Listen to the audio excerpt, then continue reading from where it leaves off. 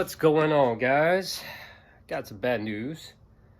I think I might have done something to the car. The CRX, I actually took it out on a street night event, and I was trying to gun for a low number, so I went from first, second, third misfire, fourth misfire. Instead of throwing a fifth, went back into third. So right now it idles like a Subaru. So I got some kind of misfire going on. I just did a compression check, which turned out good. So right now I am going to try and do a leak down test. So we will do that together, guys, and then we could find out, see exactly what's going on. We'll test. It was about 175, 180, 180, 180, somewhere around there. I mean, they're all within, 10% of each other or less than that. So what I'm going to go ahead and do next, guys, we are going to go and just leave these in. Typically these are used for a compression to a gauge. So next step, I got my air compressor filled up with air, and I'm going to go ahead and adjust of the amount of air that's going to go into each cylinder based off this. So if I do get any kind of bubbling out of the coolant, that's an indication that my head gasket's blown. I also thought maybe I bent a valve, sounding like a Subaru. Maybe that's what was going on, but again, that with a compression check should tell me that. So next step, I am going to do a leak down, and let's see what happens. Currently we are roughly around 10 psi, 15 psi. We're going to go ahead and crank that up, fill that cylinder up.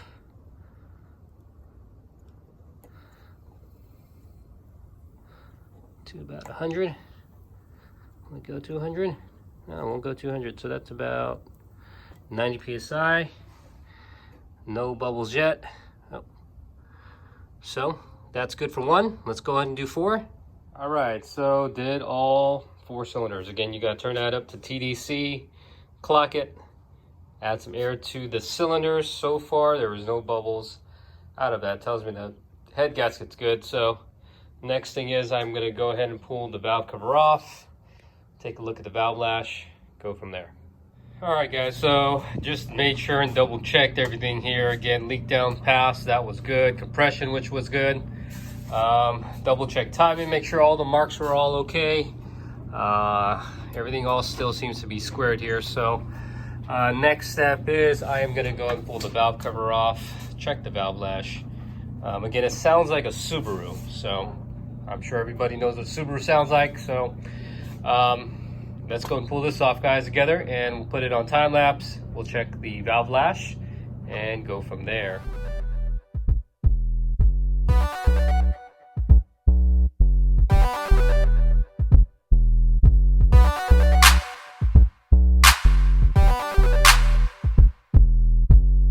.07 on the intake side, 008 is what I'm going to set mine to. And again, you always just want to make sure it's on top dead center as you clock it.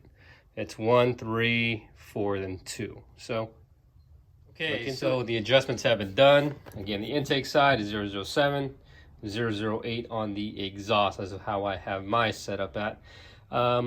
They're all still within specifications, meaning that would either be at a 6 and 7 or an 8, vice versa. These could be like at a 7, which means that they are all still within specifications.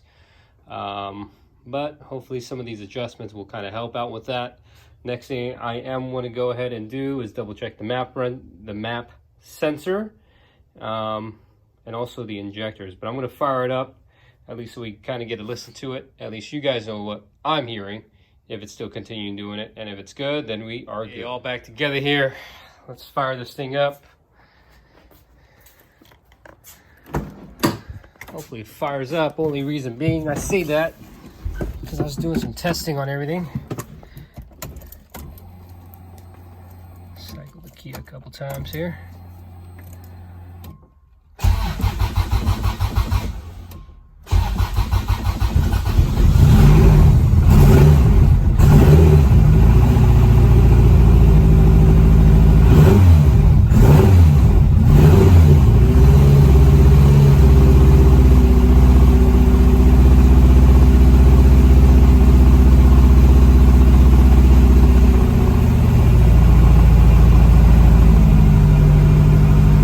I'm not sure if you guys could hear it, but I could. It don't even sound right.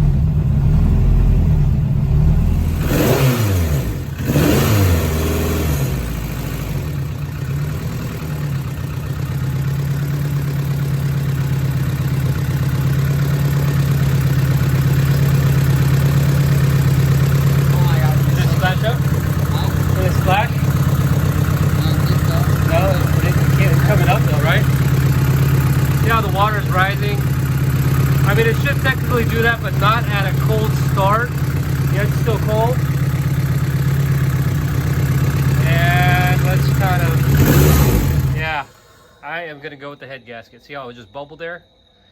That just tells me that there's water or air getting into the cooling system from the head gasket. To me, it tells me it's gonna be the head gasket. Coolant level raised up pretty good. Even splashed on the ground there. Typically, it's not supposed to do that unless there's pressure being built up inside the cylinder, going through the gasket and coming over. So I am going to go ahead and probably pull this motor apart here. We'll do it all together, guys. We'll get a new gasket on, which I ordered, but at least let's take it all apart. I take a couple days doing this thing, but you guys will get it in one. So I am going to start taking some of the minor things off today, and then we'll rip into it, pull the head off, so you kind of see the setup that I have, the bones of the structure there, and we'll see exactly what all is going on here.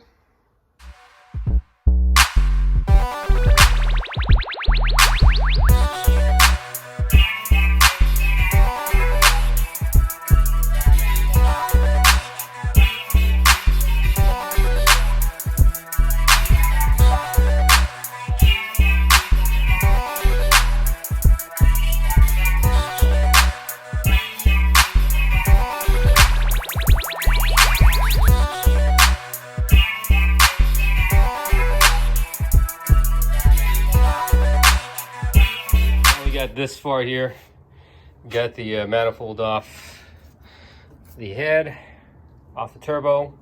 Reason why I wanted to take this off, because it actually has a strip bolt. So I gotta drill this one out here on this corner.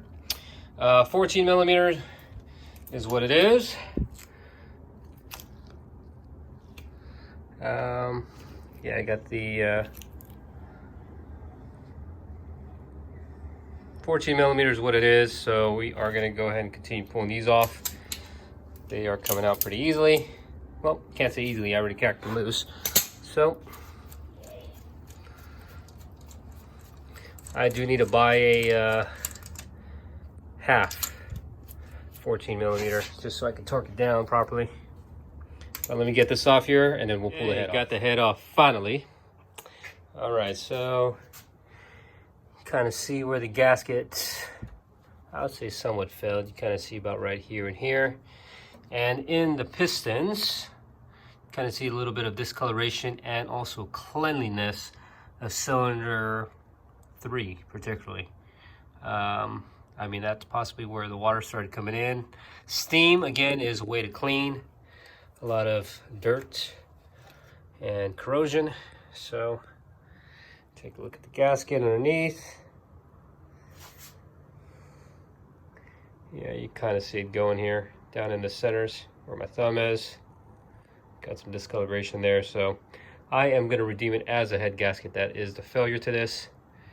So I got another one coming already. I just ordered that yesterday, just in case I had to take the head off. I would have a head gasket here. So once that arrives, we will at least start putting it all back together here and get it running. And hopefully that just got the head gasket. Just open it up, make sure it fits.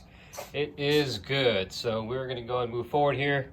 Head is there. I got the manifold already bored out for the strip stud or bolt in there. Tidied up some loose ends. New suspension put on. Got a new gasket in for the crank seal. All stuff recorded off camera. But again, they have been done.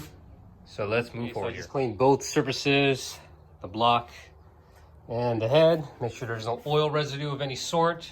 Clean it up with some brake clean. I'm going to run some ARPs on the nuts and then start torquing this thing down.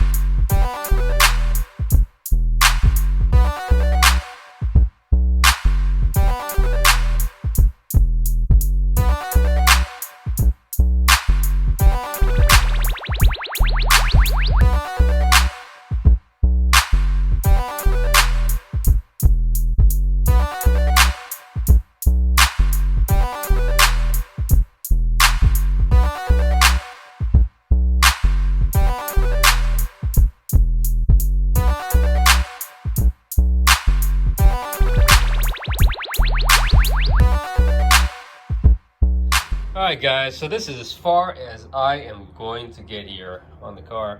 I'm sure you guys don't want to watch a whole video of me putting this whole car back together. There's a lot of things that still need to get put on, stuff that you guys already saw me take off, so I'm going to get it all back on. I'm just going to go and end the video here. I got to take care of the family, do some cooking, have a family study here with them, make sure everything's good. But this weekend again, this Saturday, I have a race event that I'm going to be going to. Thunder Hill. It's going to be a circuit track, so I do got to turn power down, get the car back together, so I'm sure it should be fine. So till the next one, guys, appreciate you guys again for stopping in. Like, follow, subscribe.